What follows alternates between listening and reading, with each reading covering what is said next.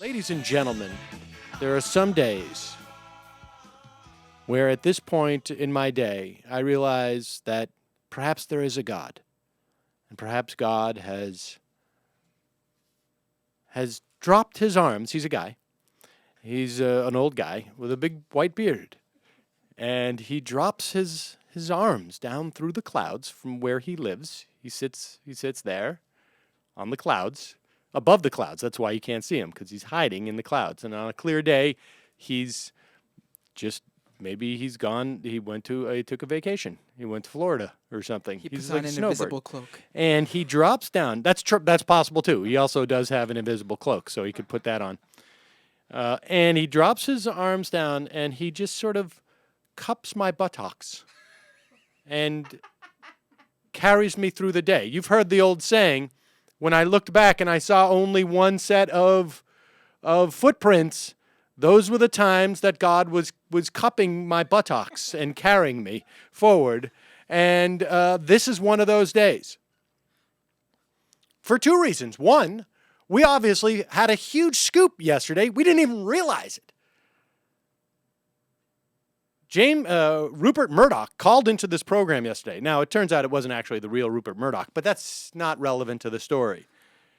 And the fake Rupert Murdoch suggested that he would throw his son under the bus. And in fact, today he has James Murdoch resigning from News International, leaving the country.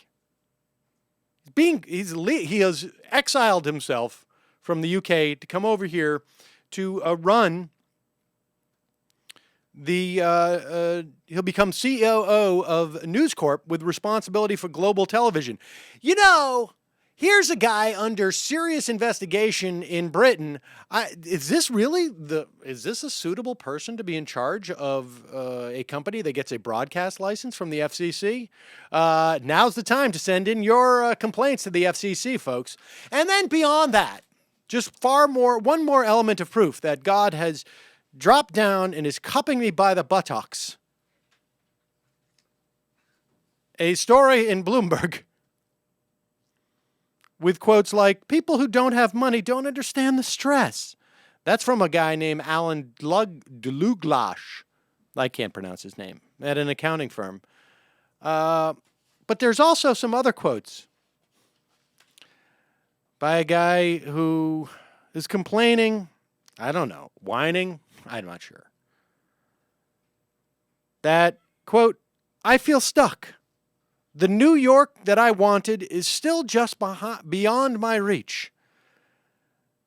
Because the $350,000 he earns, gross, that's a gross figure, folks, not net, is not enough to keep him in the lifestyle that he wants. And his name is, where do I have that? Andrew Schiff.